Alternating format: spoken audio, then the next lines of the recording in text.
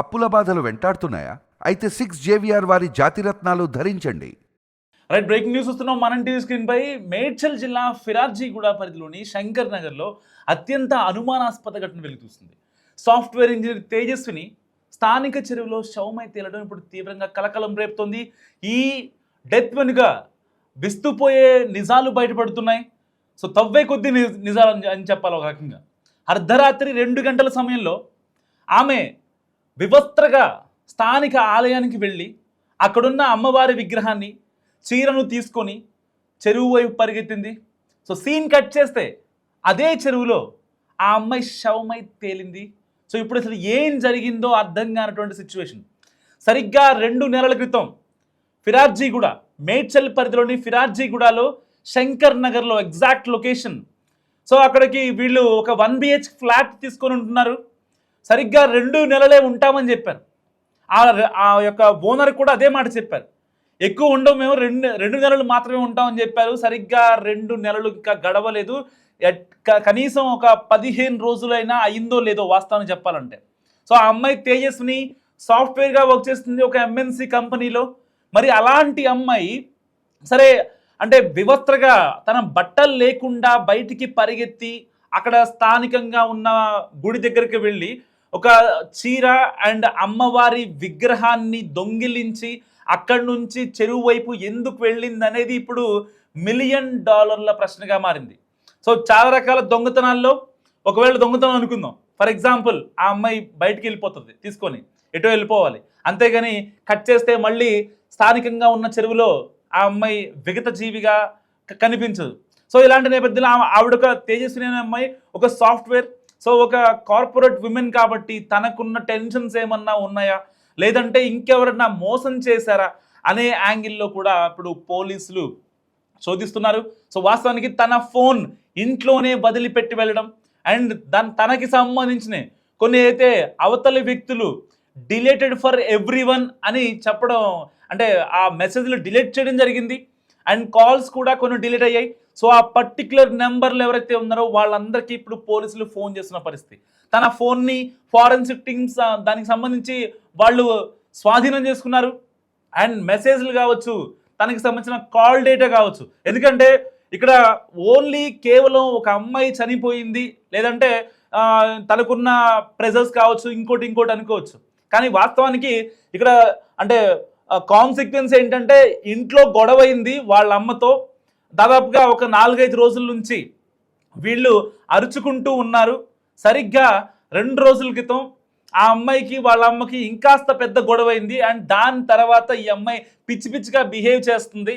And దానికన్నా ముందు ఆ అమ్మాయికి కలలో దేవుళ్ళు రావటం అండ్ దేవుళ్ళు వచ్చి ఏదో చెప్పడం అండ్ దెయ్యాలు రావటం, దెయ్యాలు వచ్చి ఆ అమ్మాయిని చంపేసినట్టుగా చేయడం, లేకపోతే పాములు కల్లోకి రావడం, పాములు వచ్చి ఆ అమ్మాయిని బైట్ చేయడం. సో ఇలాంటి కళ్ళు వస్తున్నాయని వాళ్ళ అమ్మగారికి చెప్పారు. మరి అంటే కొంతమంది అంటే హిందూ సాంప్రదాయాల ప్రకారం బేసిక్గా ఎవరన్నా అమావాస్య రోజున పుడితే ఇలాంటి కళలు ఎవరో తనని తాకాలని ప్రయత్నించినట్టుగా, లేకపోతే ఎవరో తనని ఇబ్బంది పెట్టాలనుకున్నట్టుగా కొన్ని అంటే ఇవి సినిమాల్లో మనం చూస్తూ ఉంటాం, లేకపోతే బయట జనరల్ థీరీస్ అనమాట. అంటే ఇవే కరెక్ట్ అని నేను చెప్పట్లేదు, బట్ అంటే మనిషికి ఊహాగానం ప్రకారం మాట్లాడుకుంటే అమావాస్య రోజు పుట్టిన వాళ్ళకి ఇలాంటివి జరుగుతూ ఉంటారు. సో మరి ఆ అమ్మాయి ఇప్పటిదాకా ఎన్ని రోజులు అంటే ఒకవేళ అమావాస్య రోజు పుట్టినా సరే ఇన్ని రోజులు ఆ అమ్మాయి సర్వే అవ్వడం కష్టం. ఎప్పటి నుంచో ఆ అమ్మాయికి రావాలి, కానీ సరిగ్గా 4-5 రోజుల నుంచి మాత్రమే ఆ అమ్మాయికి పీడకలలు, ఎవరో వచ్చి ఆ అమ్మాయిని చంపేసినట్టుగా, పిచ్చిగా ఆ అమ్మాయిని చేస్తున్నట్టుగా, సో ఆ అమ్మాయిని ఇబ్బంది పెడుతున్నట్టుగా, బలవంతం చేస్తున్నట్టుగా ఆ అమ్మాయి కళలో రావడం జరుగుతుంది. మరి ఇలాంటి నేపథ్యంలో అసలు ఆ అమ్మాయి ఎలా చనిపోయింది, అదేది ఇప్పుడు నిజంగా ఒక $1 మిలియన్ ప్రశ్నగా మారింది. సో ఏది ఏమైనప్పటికీ ఇప్పుడు తేజస్విని మరి ఆ అమ్మాయి సూసైడ్ చేసుకుందా, లేదంటే ఆ అమ్మాయిని ఎవరన్నా హతం చేశారా అన్న యాంగిల్లో కూడా ఇప్పుడు పోలీసులు ఎంక్వైరీ చేస్తున్న పరిస్థితి.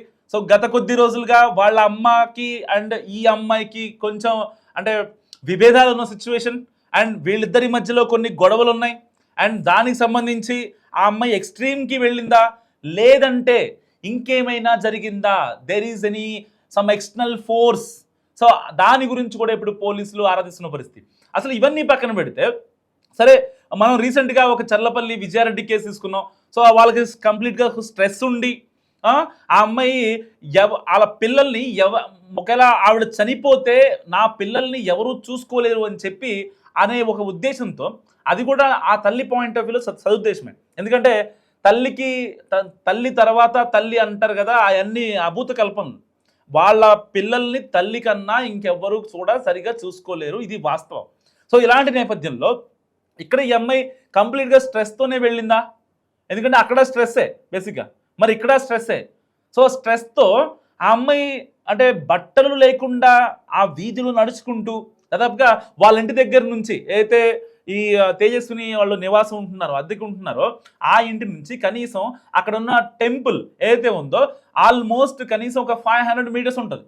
సో ఆ 500 మీటర్స్ ఆ అమ్మాయి 10 o'clock టైంలో, అంటే అప్పటికి ఆఫీసులకి వెళ్ళి ఇంటికి వస్తూ ఉంటారు. బయట ఈ ఆంటీలు ఎవరైతే ఉంటారో వాళ్ళు మాట్లాడుకుంటూ ఉంటారు, కబుర్లు చెప్పుకుంటూ ఉంటారు, వాకింగ్ చేసేవాళ్ళు వాకింగ్ చేస్తూ ఉంటారు నైట్ టైం. సో అంత ఇదిలో ఆ అమ్మాయి మరి అంటే కనీసం ఆ మెచ్యూరిటీ లేకుండా పోయిందంటారా? అంటే చాలా డౌట్స్ రేజ్ అవుతున్నాయి. ఆ అమ్మాయి అంత అంటే ఎదుటోళ్ళు చూస్తున్నారు. ఒక ఆడపిల్లకి అంటే తన ప్రైవేట్ పార్ట్స్ విషయంలో చాలా జాగ్రత్త ఉంటుంది. ఎవరన్నా కొంచెం అంటే వాళ్ళు కొంచెం నెగిటివ్గా చూస్తున్నారో, కొంచెం ఆడుగా ఉంది వాళ్ళ బిహేవియర్ అంటేనే వాళ్ళు వెంటనే అలర్ట్ అయిపోయి చున్నీ కప్పేసుకుంటారు. సో అలాంటి మరి ఆ అమ్మాయి ఎవ్వరూ ఉన్నా లేకపోయినా నాకు సంబంధం లేదు, అక్కడ వాళ్ళ అమ్మ ఇంట్లో ఉంటే ఎక్కడ బయటకు వస్తుందో డోర్ వేసి మరీ వెళ్ళిందంటే, అంటే ఆల్మోస్ట్ ఆ అమ్మాయి మెంటల్గా కరెక్ట్గానే ఉంది. అంటే ఆ అమ్మాయి అంటే మెంటల్గా సరిగా లేదు అనడానికి ఇక్కడ లేదు. ఎందుకంటే ఆ అమ్మాయి బయటకు వచ్చింది అండ్ బయటికి రావడానికి వాళ్ళ అమ్మ ఎక్కడో మళ్ళీ బయటకు వస్తారని చెప్పి లాక్ కూడా వేసింది. అంటే ఆ అమ్మాయి అంటే తన స్పృహ ఉంది అండ్ లాజికల్గా టెక్నికల్గా ఆలోచిస్తుందన్నమాట వాస్తవం.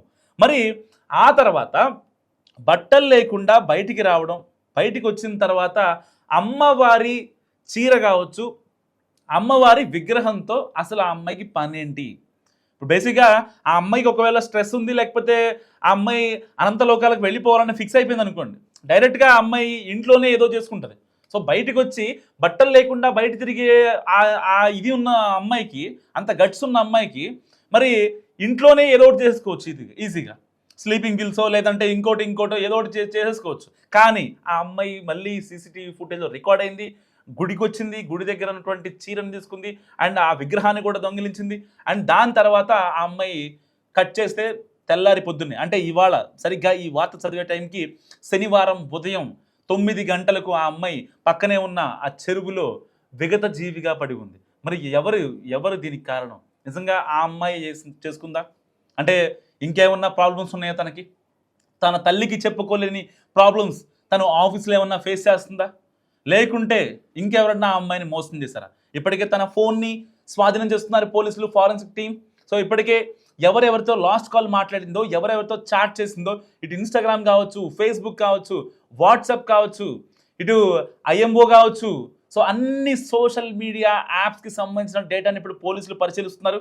సో మరి కాసేపట్లో తనకు అంటే తనతో నార్మల్ కాల్ ఎవరైతే మాట్లాడారో దానికి సంబంధించిన డేటా కూడా మరి కాసేపట్లో వచ్చే అవకాశం ఉంది. సో మరి తల్లికి నిజంగానే అంటే తల్లికి వీళ్ళిద్దరికి 4 రోజులుగా జరుగుతున్నటువంటి గొడవలో అది ఎక్స్ట్రీమ్గా తీసుకుని అంటే నేను భరించలేను, నా వల్ల కాదు అని వెళ్ళిపోయిందా, లేదంటే ఇంకేమైనా జరిగిందా అనే కోణంలో ఇప్పుడు పోలీసులు విచారిస్తున్నారు. సో ఏదేమైనప్పటికీ ఈ కేసు అంటే ఇప్పటిదాకా చాలా క్రైమ్ స్టోరీస్ వినుంటాం. వీళ్ళు వాళ్ళని చంపడము, వాళ్ళు వీళ్ళని చంపడము, ఇలాంటి స్టోరీస్ మనం చూస్తూ ఉంటాం. కానీ తనకి తాను సెల్ఫ్ హార్మ్ చేసుకునేటువంటి ఒక అమ్మాయి, ఆ అమ్మాయి మళ్ళీ వాళ్ళ అమ్మ రాకూడదని చెప్పి బట్టలు లేకుండా ఆ అమ్మాయి ఆ వీధుల్లో తిరుగుతూ గుడికి వెళ్ళి కట్ చేసి శవమై తేలడం, విగత జీవితంగా కనిపించడం, నిజంగా అంటే ఎక్కడ ఏ డాట్ కనెక్ట్ చేసుకున్నా సరే కనీసం అసలు ఏది పాయింట్ అనేది తేలనటువంటి సిచ్యువేషన్. మరి మీరేమనుకుంటున్నారో మస్ట్గా కామెంట్ చేసే ప్రయత్నం చేయండి.